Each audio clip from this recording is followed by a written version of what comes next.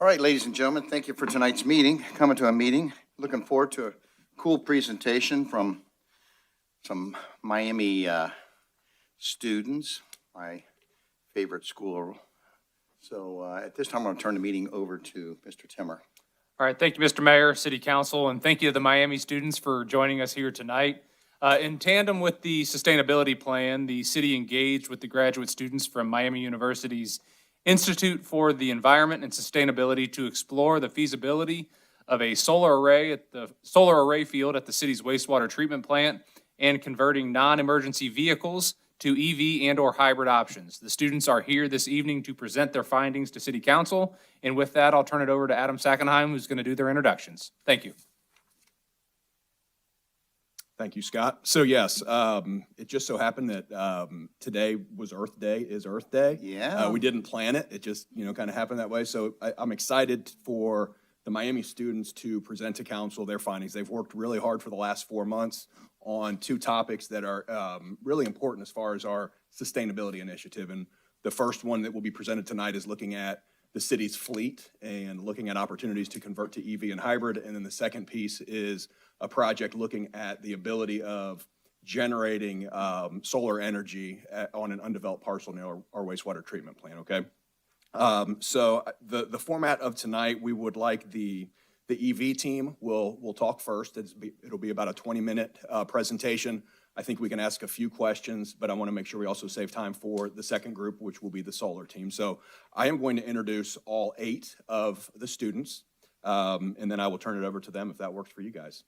So if the EV team wants to come forward, since you guys will be talking first.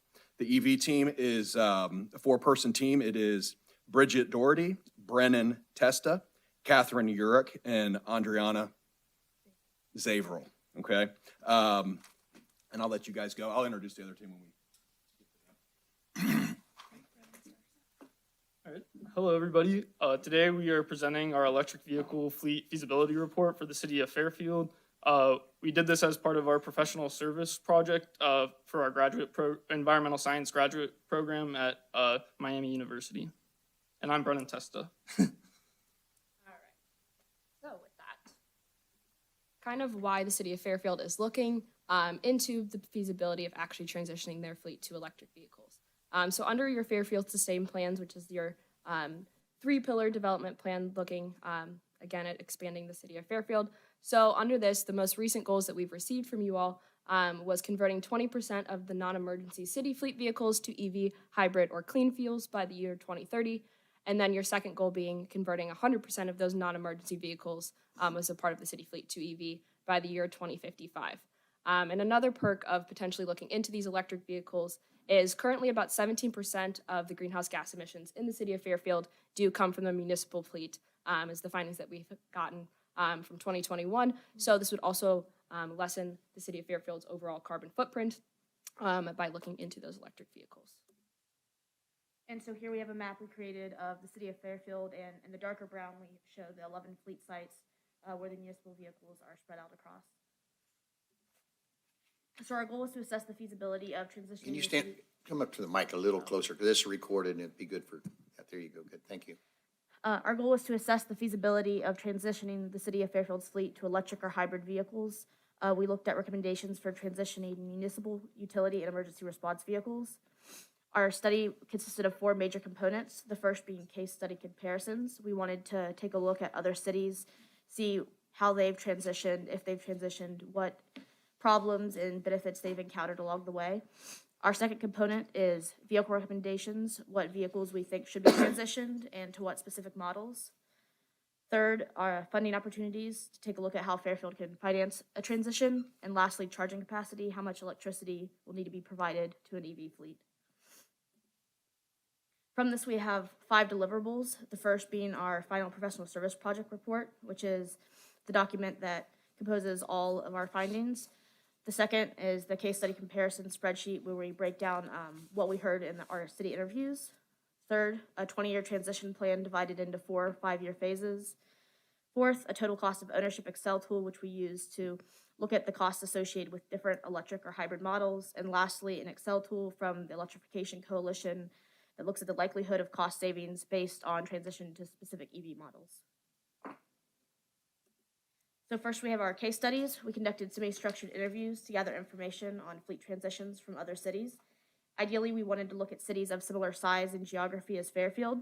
Where that wasn't possible, we indicated if it was a small, medium, or large city. We dissected recommendations, lessons learned, and characteristics of the cities we interviewed. Here's an example below. So on the left, we would list the cities, followed by their size, what kind of funding they utilized, the length of their transition plan, if they had a set plan written out, whether they had a similar colder or warmer climate than Fairfield. As we know, colder climates can affect the efficiency of EV batteries. Next, if they incorporated EVs and or hybrids, if they included light, heavy, or heavy-duty vehicles, and if they looked at emergency response vehicles. So going into our actual case studies themselves, we reached out to initially 11 cities. We ended up, this ended up yielding 7 responses from cities, all pictured on the map off to the left. This ended up being 5 face-to-face interviews, which lasted somewhere between 45 minutes to an hour, with the cities of Ann Arbor, Michigan, from Ohio, the cities of Dayton, Columbus, and Athens, and as well as Scranton, Pennsylvania. This also yielded 2 email responses for people we were unable to set up interviews with, face-to-face interviews, and this ended up being the city of Bowling Green, Ohio, and Evanston, Illinois. So from this, from our questions, our background research, and the questions we were asking to these cities, we came up with 10 common themes or kind of areas of interest that we ended up including in our final report. Our final report will go into all 10 of these in much greater depth, but the focus of this presentation will focus on the 3 highlighted in the kind of golden color. The first one being the motivations for transition, so why these cities are looking into electric vehicles, kind of what that motivating factor was. Transition timeline, so over how long of a period they're looking at transitioning vehicles, as well as kind of which vehicles they're looking to transition at different times. Greenhouse gas emissions assessments, so seeing if they were doing greenhouse gas emissions assessments either before they looked at transitioning or kind of in tandem with that. Vehicle transition, so which vehicles they did end up transitioning and what models specifically they were looking at. From this, we did find that most cities were focusing only on light-duty vehicles, which is kind of reflected in the city's goals. So for the purpose of our recommendations, we looked solely at light-duty vehicles and not very much emergency response. The only ones we kind of considered, you'll see, will be hybrid police vehicles.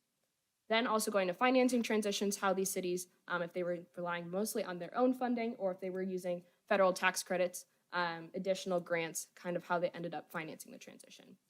Issues experienced, so what the issues we are finding the most with not just procuring EVs, but any issues that they're seeing with the actual implementation of them. The role of perception, so not only of city decision makers and the public, but also of the people actually using the vehicles, so the day-to-day workers who this would be impacting their daily roles.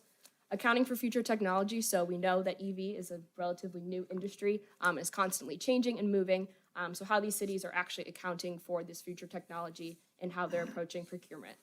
Then also looking into the benefits and lessons learned, which is what we heard primarily was what we wanted to get from these case studies, is what these other cities have to offer. So going into the main issues experienced, the first being supply chain issues, so we're seeing that across the board, not just from the pandemic, but those still everlasting issues. So cities talked about if they were trying to procure a large amount of electric vehicles, that they're seeing some of those orders canceled by the manufacturers themselves. So it seems a lot easier to procure a couple vehicles at a time than necessarily a whole large amount of vehicles. Also, another thing emphasized by a lot of these cities was making sure you have established charging infrastructure before purchasing the vehicles. They talked about it kind of being a headache with they didn't have those charging set up beforehand, so definitely emphasizing focusing on that first. The other thing is you'll hear a lot that EV vehicles tend to be more expensive than your traditional internal combustion engine, so those gas diesel vehicles. With the tax incentives that they do have available, we're seeing it's up to $7,500 tax credit per vehicle, and we're seeing that incentive drops it down, makes it a little bit more comparable to those traditional ICE vehicles. And then finally, concerns about weather is another one that we hear commonly in regards to EVs. And we do see that there is a shorter range in colder weather, but a lot of these cities, again, with most of them being in Ohio experiencing the same weather, say that it doesn't affect the day-to-day duties and the ability of people to actually finish their duty cycles. They're just saying they have to charge it a little bit more often. So instead of maybe ever having to charge like every 3-4 days, we're seeing it maybe every other day in some of those colder weather climates. So the 5 main benefits that we heard from most of these cities in regards to implementing EV. The first one being reduction in fuel maintenance and operation costs. So electric vehicles on a yearly basis are not spending as much on maintenance because you don't have to give them oil changes, things along that nature, as well as we're seeing a lot less in fuel. And so from a quote from the city of Athens, they talked about not observing significant increases in their electric bill. So again, kind of saving on those fuel costs, which then could be transferred over to helping to procure those vehicles by not spending as much on fuel. We're also seeing less greenhouse gas emissions, which is something that the city potentially could be interested in, as well as a smaller carbon footprint is what a lot of these cities are seeing from the implementation of electric vehicles. And going along with this is better air quality. So with not as many vehicles, especially the ones that sit there and idle quite a lot, you're not having all that extra air pollution, so overall better air quality. And then the final 2 benefits that we did end up hearing from was job creation for EV mechanics. So although you have mechanics in your fleet now, you would need obviously mechanics to be able to work on these electric vehicles. A lot of cities, including the city of Columbus, did partner with local community colleges, and with some grant money, were able to come up with programs and courses to train their own mechanics, as well as just people interested in looking into EV mechanics and getting them certified to work on those vehicles. And then finally, just the greater visibility of sustainability. So when you have a bright, shiny vehicle going around the city of Fairfield that has the city of Fairfield on it, and seeing that it's an electric vehicle, it does just kind of show the commitment to sustainability. And then going overall to our major lessons learned and kind of the pieces of advices that we heard from all of these different cities, having supportive policy and having local decision makers being on board with the entire transition has definitely made it a lot easier for most of these cities to implement at a faster rate.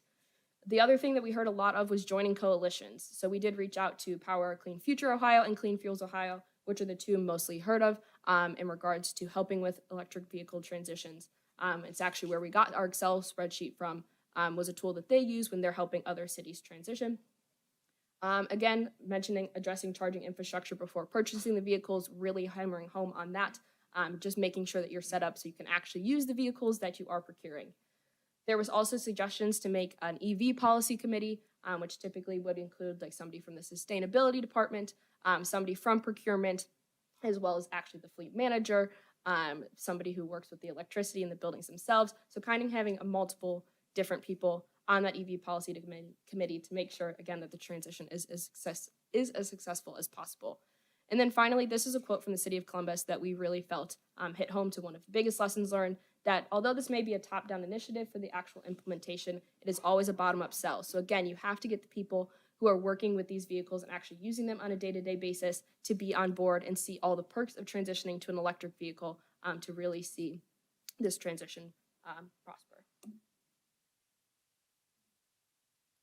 So now we're going to focus on our vehicle recommendations and our transition schedule. And this is where we're going to present the best electric vehicles that we think would fit with Fairfield. And you can really start to envision what your new fleet is going to start to look like. So in this chapter, we focused on a total cost of ownership, which that is not only considering the initial cost of an electric vehicle, but also considering things like maintenance and repairs, as well as fuel and how that compares to a gas-powered vehicle. We also looked at greenhouse gas emission, and we got to the recommendations in our transition schedule.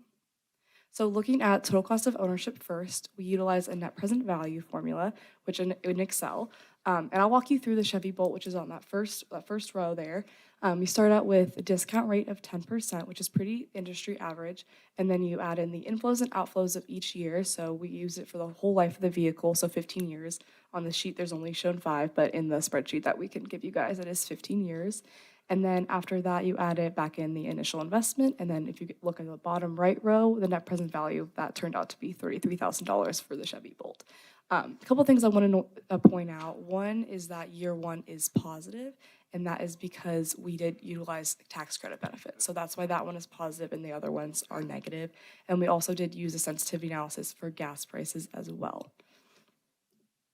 So getting into some of our recommendations, we're going to start out with the sedans first. Looking at the total cost of ownership, the Chevy Bolt was the cheapest, followed by the Nissan Leaf. And we are going to look at recommending the Chevy Bolt. This vehicle was transitioned for 4 or 5 cities, and they all really had positive things to say. And for the money, it was a really good choice. One thing to point out is that this vehicle is getting discontinued in 2024, but there has been talk about it getting recontinued in 2025. But that was something that we discovered later in our transition process. So that's something to consider there as well. And that really goes to show that the electric vehicle market is really kind of a moving target right now.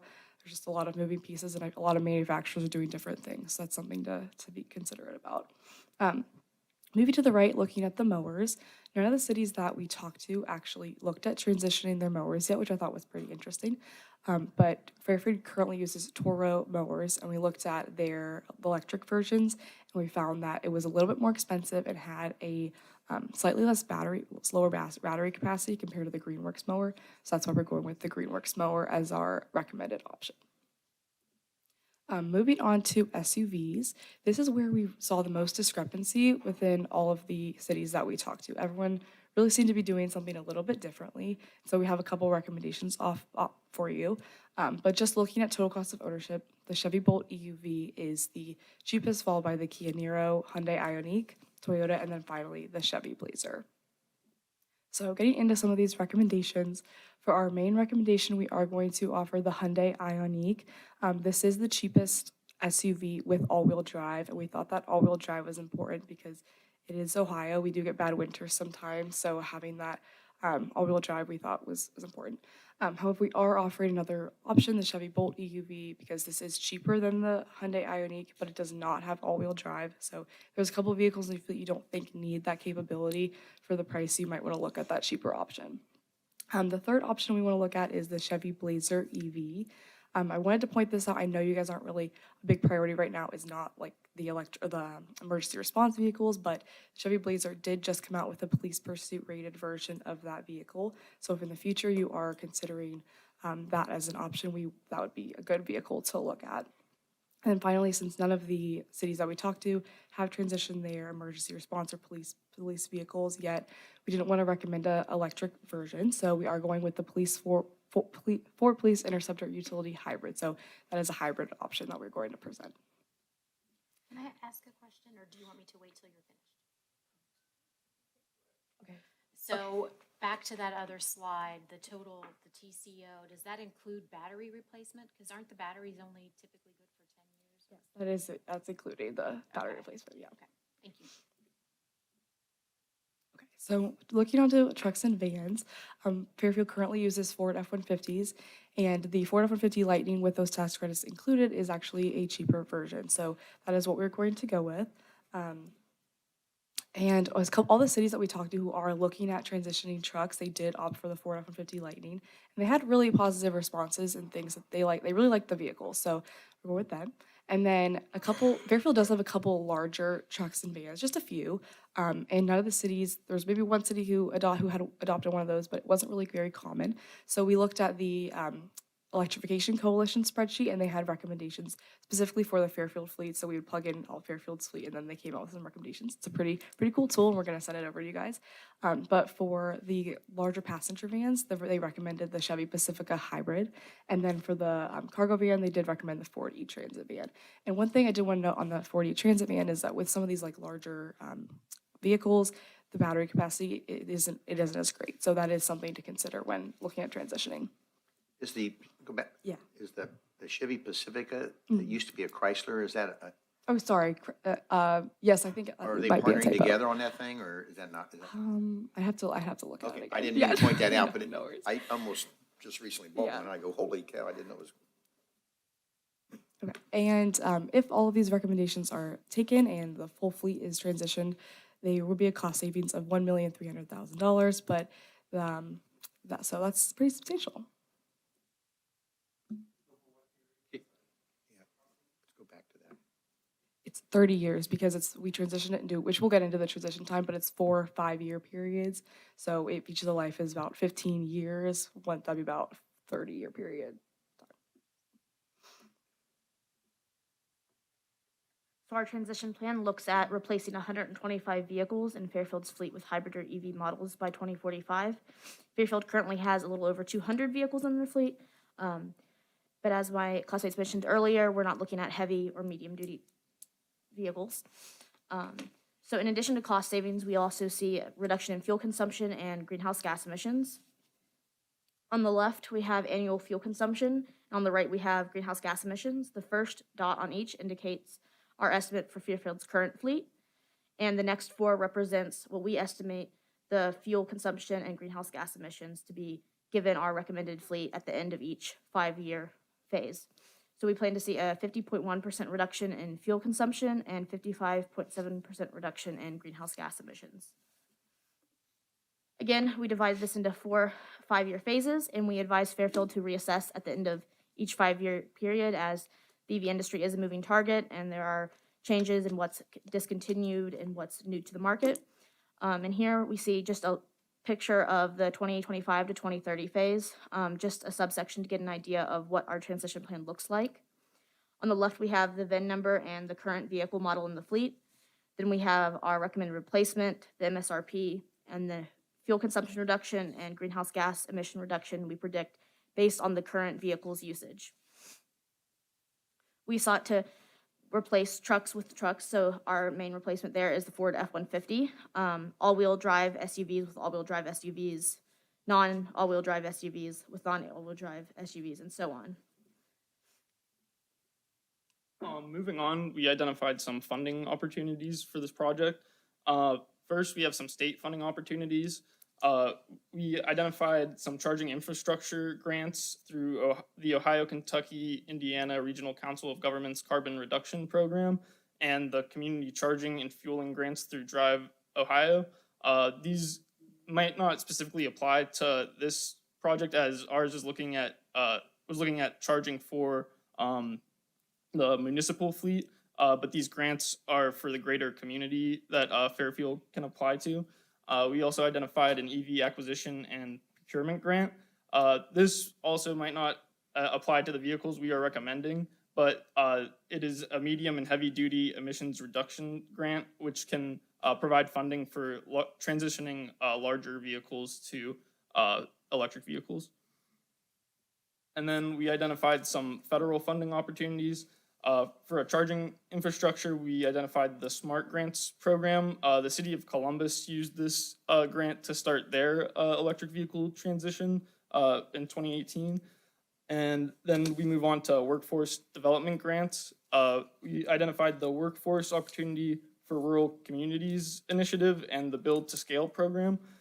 These grants can be used to help develop electric vehicle technicians around the city of Fairfield.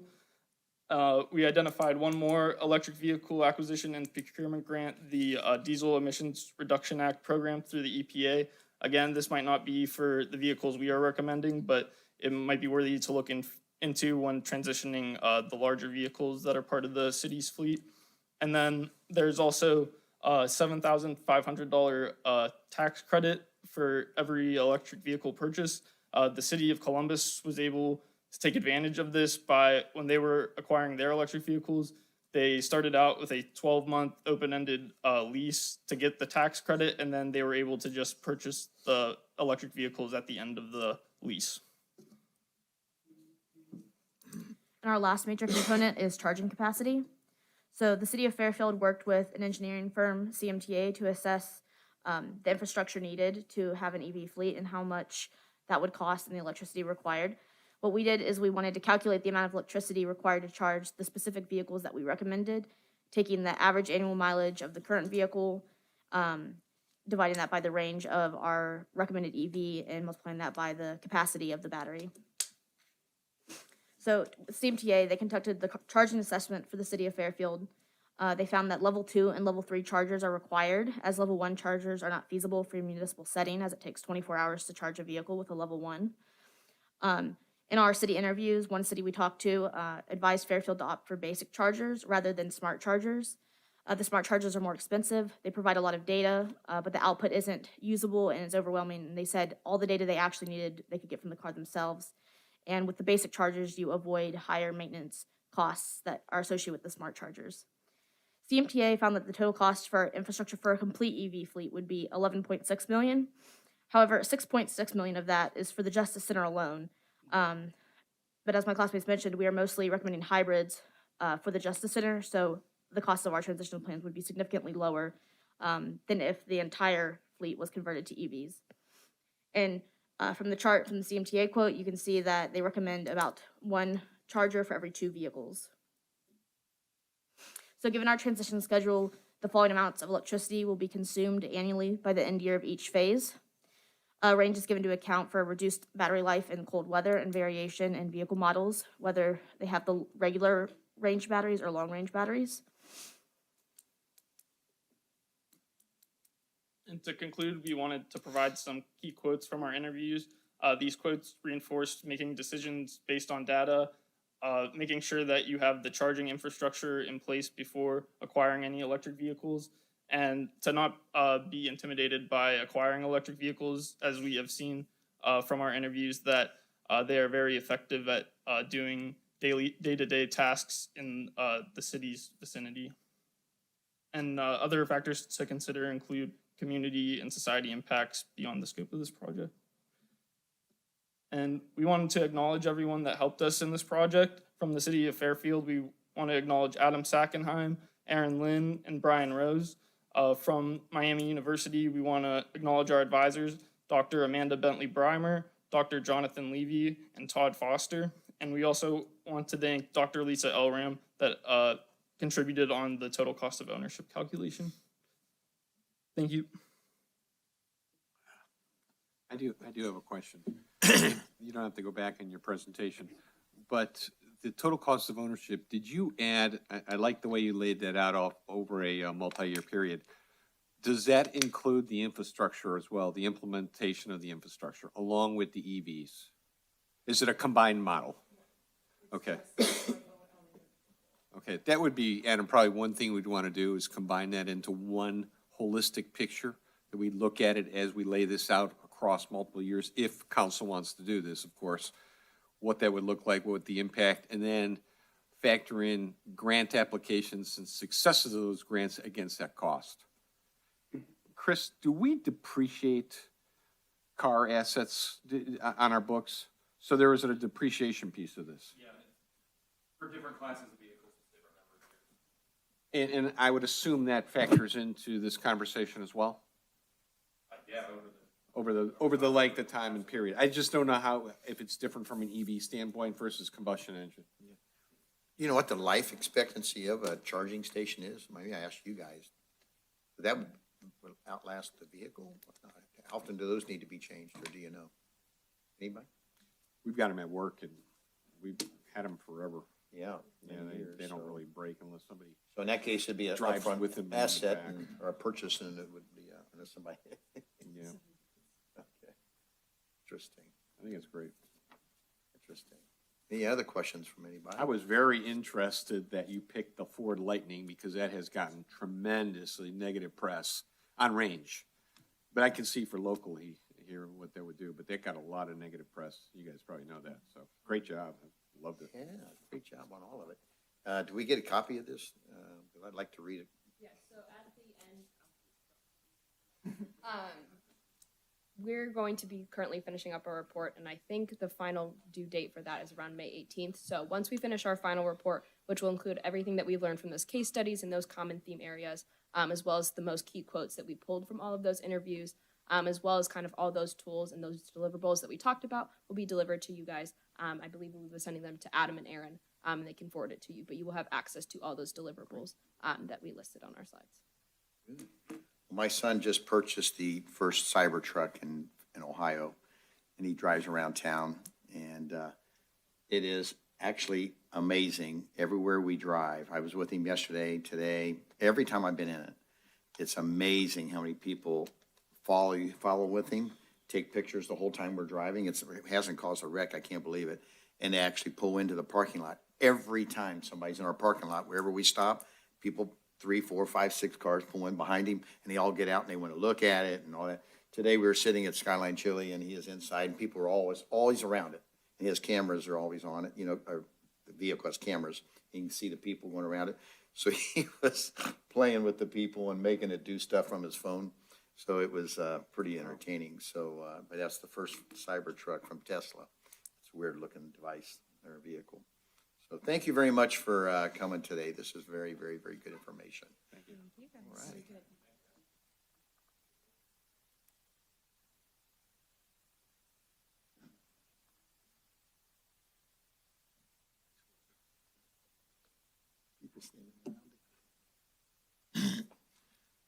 Okay, so the next group we have is going to present on solar power implementation opportunities connected to the city's wastewater treatment plant.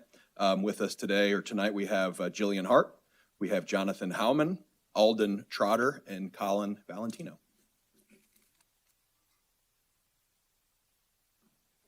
All right, let's do this. So we've been working on this project since October. We're all really excited to be able to share it with you guys, the fruits of our labor for 6-7 months. And so our project was about setting up a solar panel farm outside of the wastewater treatment plant here in Fairfield and reducing the electricity bill in the future as a result. So yeah, we've already introduced ourselves. Big thank you to everyone listed here, everyone in the city of Fairfield, and the people sponsoring us in Miami University's Institute for the Environment Sustainability. For some background, you guys have this awesome sustainability plan, Fairfield Sustains, and it's aimed at increasing sustainability and addressing environmental, economic, and livability issues in the area or in the city. And in pursuit of this objective, the city's primary aim is to decrease energy use and greenhouse gas emissions from your municipal operations. And one potential solution under consideration involves powering the wastewater treatment facility with solar energy. Currently, in 2023, the city of Fairfield's electricity usage, about 1/5 of it went towards the wastewater treatment plant. It's a pretty substantial chunk of change, and if we could get that down with a green, environmentally friendly alternative, such as solar power, it could check a lot of boxes. Currently, in orange is the proposed location of the solar panel farm. It's directly next to the wastewater treatment plant. It's about 10 acres large, and it would be filled with ground-mounted solar panels.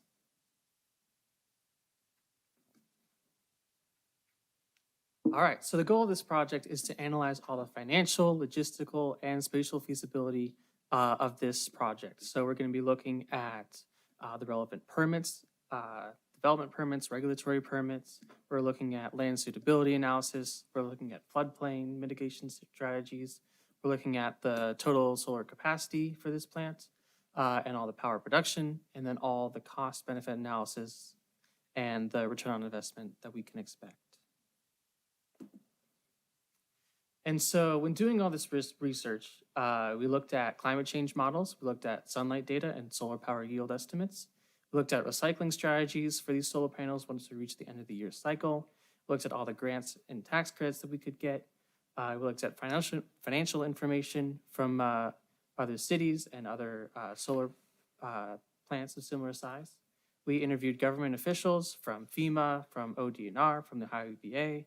We interviewed a few city engineers from the city of Fairfield. We interviewed solar power companies. And we looked at wastewater treatment plant directors to see if there was anything specifically about wastewater treatment that these solar panels could be useful in.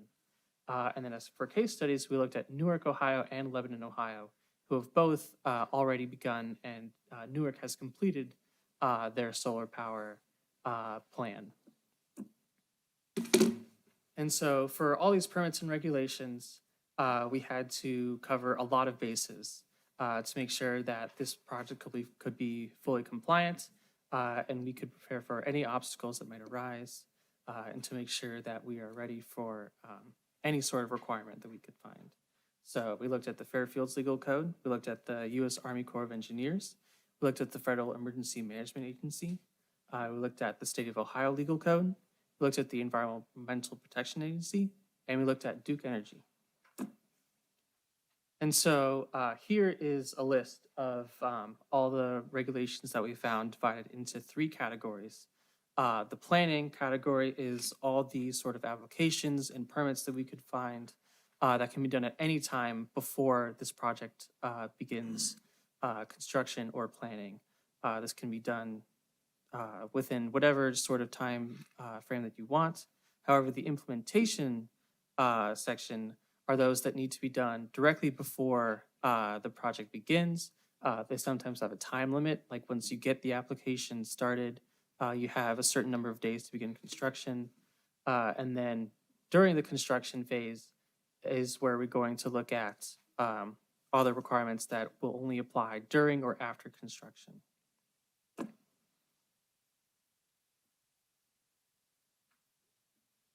So our next objective that we looked at was all about land suitability. There's no point in doing this if it turns out you can't even build the panels in the parcel of land. And the biggest issue in this regard was it's in the middle of a floodplain. It's a 100-year floodplain, which means that there's a 1 to 2% chance of a severe flooding event every year, so about once every 100 years.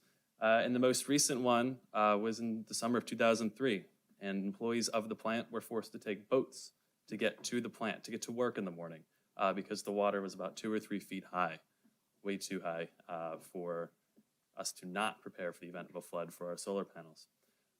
So we set up interviews with FEMA, the Ohio EPA, a lot of solar companies in the area, and we spoke with Newark and Lebanon about how they handled flooding issues with their solar panels for their wastewater treatment plants. We spoke with some city engineers here at Fairfield as well to discuss the flooding. And we also looked at how climate change could affect the flooding patterns in the next couple of decades. We found that with climate change, we are likely to see an increase in the intensity of the rainfall and intensity that is caused by the environment or the atmosphere heating up a little bit. It can hold a little bit more water, which means that per precipitation event, more rain is coming down from the sky, which means we have a much higher chance of flash flooding that could potentially damage the solar panels. And so we looked at solutions. How can we prevent this from harming the panels? And we split it into a couple different umbrellas. Civil design, which is aimed at minimizing flooding. So think retention ponds and runoff ditches to get the water out of there to minimize or to maximize your drainage. And then structural design, which is how we can minimize the damage once said flooding has already occurred. And Newark and Lebanon both took structural design into account. Newark used large concrete pylons to build their structures on top of, giving it a few extra feet of height to keep it out of the water. And then Lebanon had just higher ground mounts. So the panels are actually just, a few feet higher off the ground than they normally would be otherwise. And both of these are very viable options for the city of Fairfield.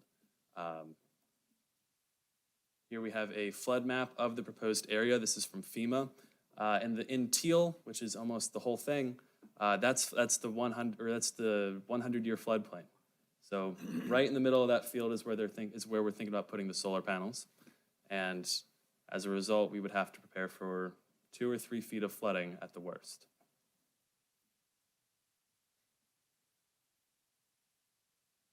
Yeah, so moving into our next objective, looking at solar panel capacity and power production.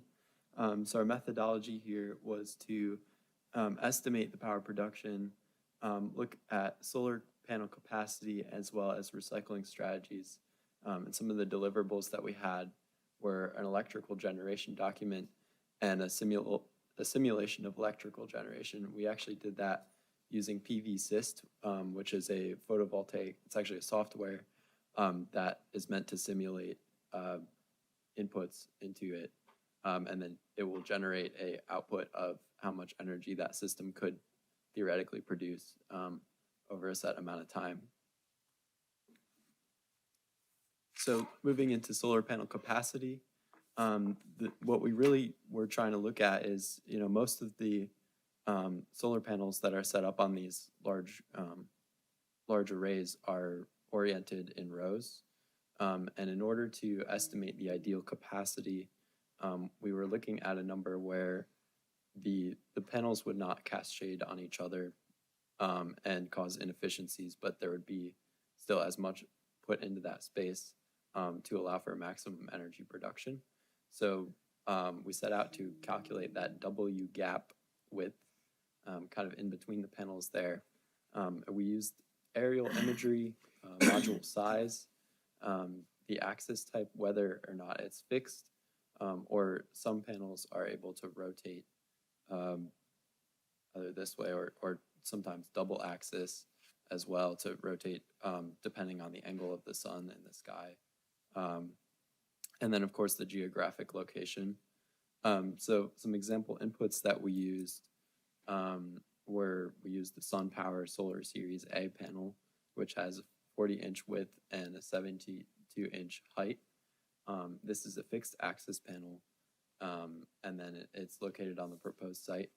So given those inputs, we had an output of 54.4 inches. But this calculation could be adapted for any type of solar panel that could be chosen for the site. So our outputs from that, we got a system production, assuming those factors on the previous slide, we got a system production of 3,639 megawatt hours per year. For a specific production, that's 1,277 kilowatt hours per kilowatt peak per year. Our simulation inputs, that's actually from PVSYST. You can see the orientation, the system, the detailed losses, and there's a lot of factors that we could kind of input into each of those to get the most accurate simulation. So putting that kind of into frame of reference with this graph on the right, so those blue bars represent the energy usage of the wastewater treatment plant by month in kilowatt hours. And then that green shade is actually the solar generation that we estimate the panels would be capable of producing across the course of that year.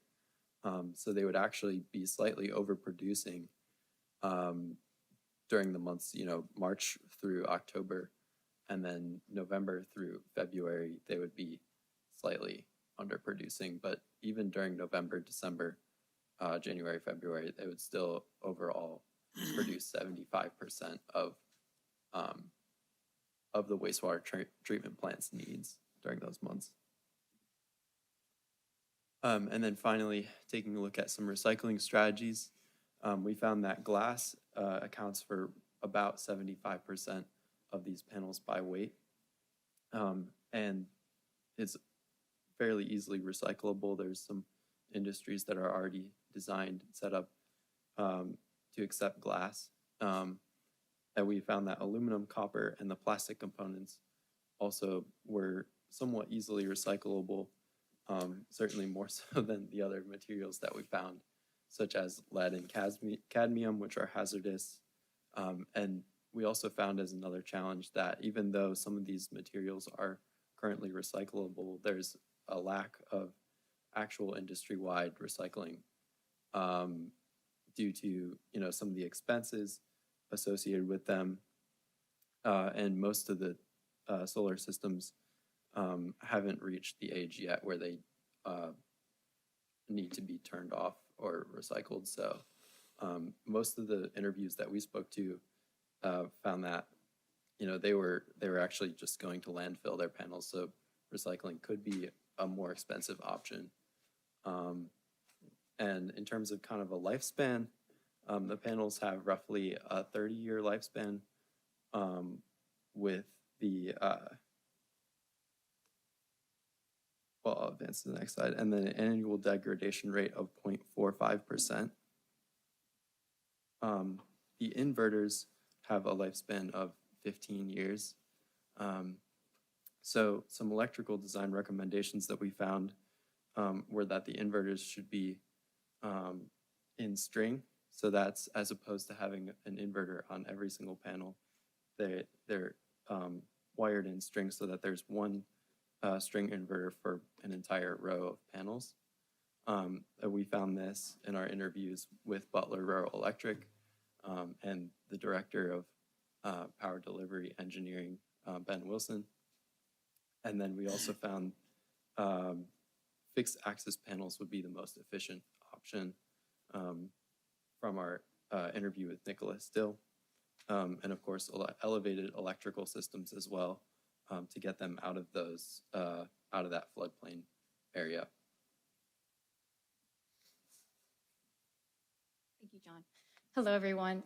We're going to now move into the financial feasibility aspect of the project, because I know the question on everyone's mind right now is, well, how much is this all going to cost? So here on your screen, what you see is a proposal requested by the city of Fairfield from Malink Solar, kind of giving a rudimentary idea of things like energy outputs that we just saw and a little bit of cost estimation. So the estimated solar system cost from Malink Solar was about $4.5 million. So we're going to keep that in mind. And so what this objective does is what we're looking to do is add some supplementary material to this given proposal and kind of be able to give you all the most amount of information to consider in terms of feasibility and economics for making the most viable decisions.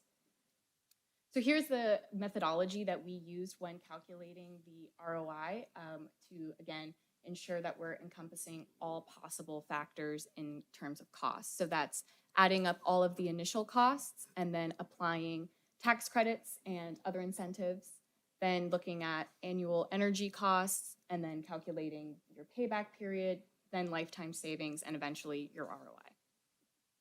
We also looked at different financing options. So you have, and what we found through our research that were the most viable for this sort of project was cash purchase, an outright purchase, or a solar loan. We looked at some scenarios involving a 4.9% loan rate, which we'll talk about later, or a power purchase agreement, which is what we kind of saw with our case study, specifically Newark. This is what they did. And then also property assessed clean energy financing, or PACE. We did not dive too deep into PACE financing as we don't see it as viable for this project, but we'll talk a little bit more about the scenarios that we chose to run for our ROI calculations to give you a better idea of what your options are. With that being said, again, we did take a look at the pros and cons of each of these and determine what would be the best for this project to make it the most financially viable. And so we came up with a cash purchase and a loan with a 4.9 loan rate, as I mentioned earlier, and a purchase power agreement, or a PPA, you'll hear me refer to it as, with a term of 30 years and a 2.5 escalation rate, which is pretty typical for the PPAs that we've seen, especially with our case studies and in our research. With that being said, moving into a little bit of a deeper dive into that first methodology for the ROI calculation, these are your project costs. And we've broken these down into upfront and fixed. That means you're paying it this one time, this one cost, or you're ongoing and fixed, meaning you're paying this one cost over a given period of time, or your ongoing and variable costs. And I think, in my opinion, that this is the most important set of costs to keep in mind as we go through this. Is these are your costs that are ongoing over a period of time, and they're subject to change. So these meaning your insurance premiums could go up or down, maintenance costs could go up or down. These are things that are a little bit harder to calculate with concrete numbers, but are important to keep in mind that, again, as over that 30-year lifespan of your panels, these are things to keep to consider. So the next step of the methodology to calculate the ROI is the tax credit application. For this presentation, we used the Malink Solar numbers, which was roughly $3 million after the ITC credit. The ITC credit is an investment tax credit. It's a federal tax that gives you a percentage of installing your system. It was only recently that municipalities were able to take advantage of this credit. So that's really nice that that advancement has allowed us to incorporate this into the project. Another thing that's really important to keep in mind with this tax credit, this federal tax credit, is that it does have a bit of a depreciation each year. So time is kind of the essence when applying this credit. You definitely want to get ahead of the game here if you'd want to take full advantage of it. With that being said, again, for just for this presentation and for these calculations, private-public partnerships or other state or local incentives were not applied to the ROI calculations, just because those aren't always a given, but they are available to you. So although these numbers may seem a little big, that there are other financing options that are available once the tax credit is implemented. So after we ran our scenarios and our calculations, we found that the cash purchase had a payback period of 12 years. That lifetime savings is variable, again, because of those ongoing and variable costs such as maintenance, insurance, warranties, things like that. Those are, again, a little bit harder to get concrete numbers on, but the Malink proposal did provide us with year one savings, which is on your screen here. And we found that the cash purchase has the highest and quickest ROI in comparison to the loan with a 4.9 loan rate, that has a payback period that's substantially higher of 31 years. Again, with a variable lifetime saving, that's going to be a little bit harder to calculate. But once you get a better idea of that insurance policies and your warranties and your maintenance costs, that will be a lot easier for you to find. again, with the year one savings. This is your second lowest ROI. It's a little bit less effective in what we're looking for. And then with the power purchase agreement of 30 years and a 2.5 escalation rate, this is going to have your lowest ROI.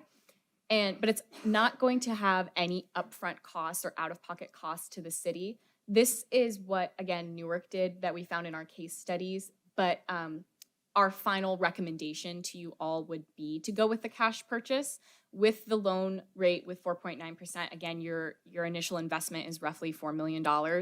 After the loan rate term, you would be paying roughly like $7.6 million. So with that cash purchase, again, you're paying that one cost the one time. So we would recommend going with that.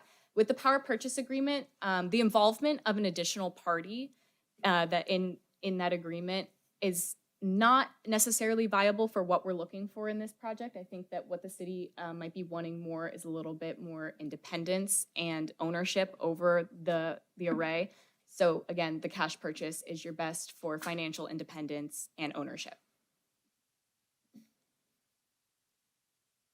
All right, so in conclusion, based on all of our findings, we can predict that if the city of Fairfield does choose to go forward with this agreement, this initiative, we're going to reduce greenhouse gases.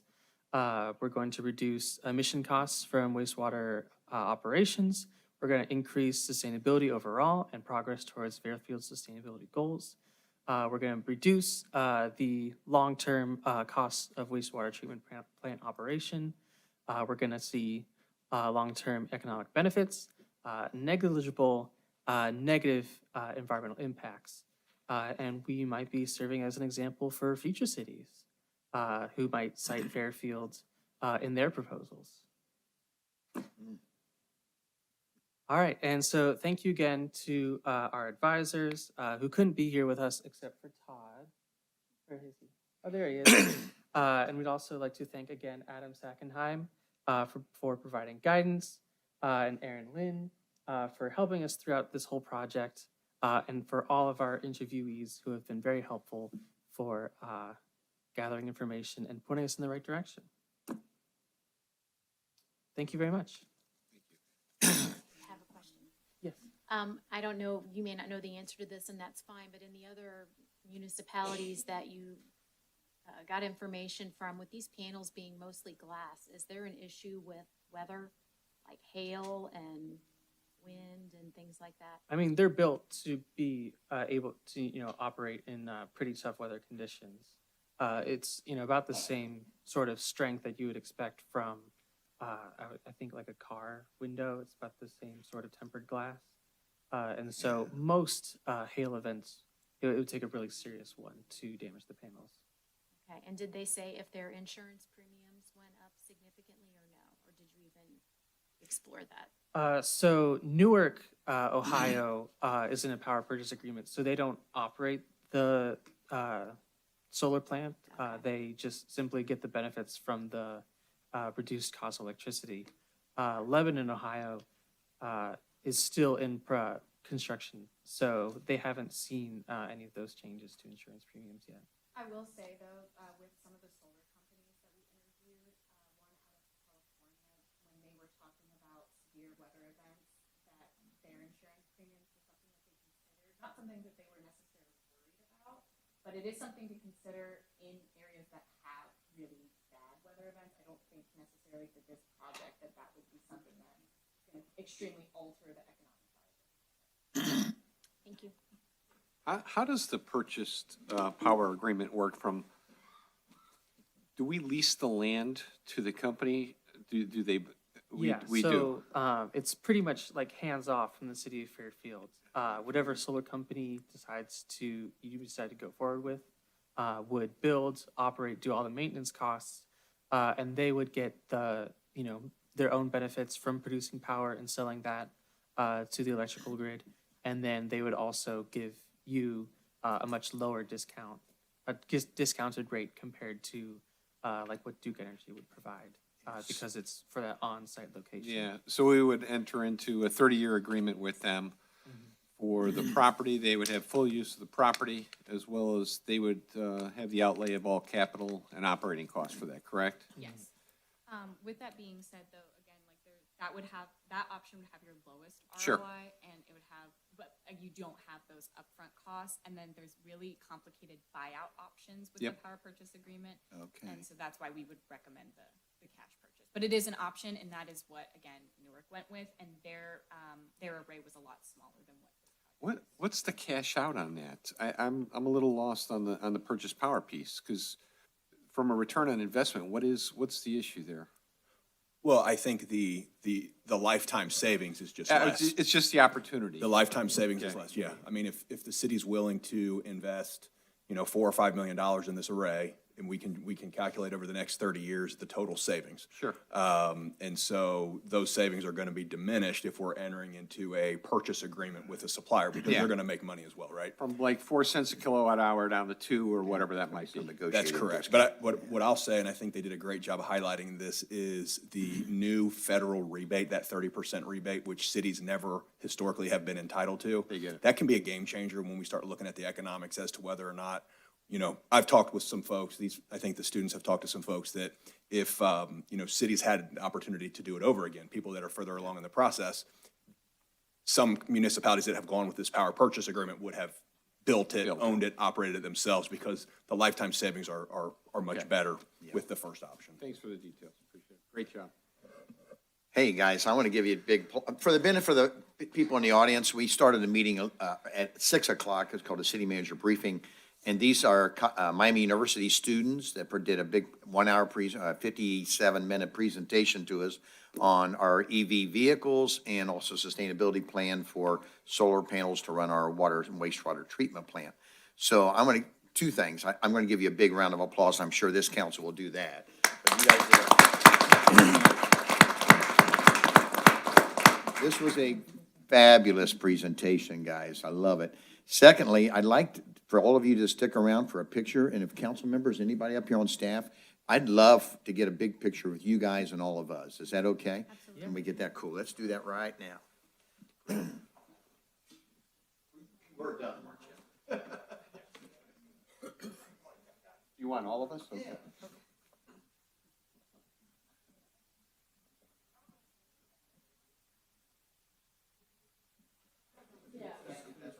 No, I'm not.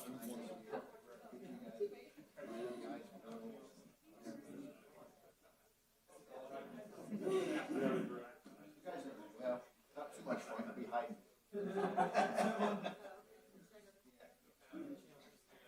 Come on, Adam.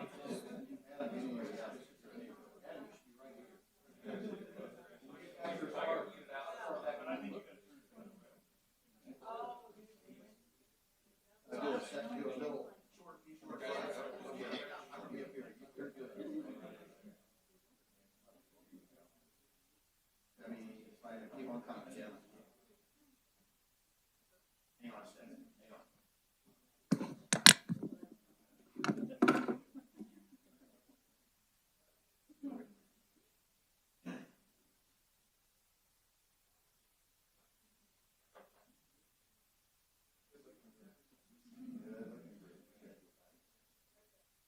Thank you again, guys, for the bottom of my heart. These guys are.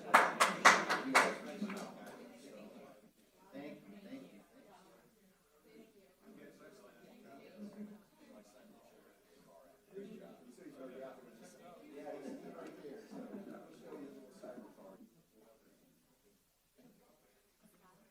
Folks, give us about a